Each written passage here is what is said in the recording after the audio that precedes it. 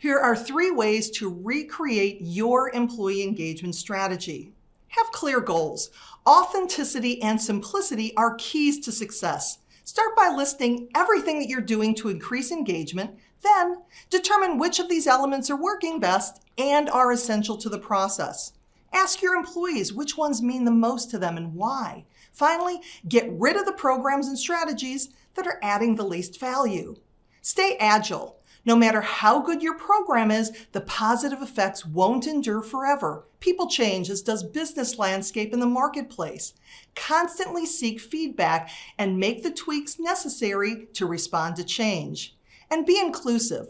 With today's diverse workforce, it's vital to make sure that everyone feels represented and included. Start with your leaders. Do they believe in the process?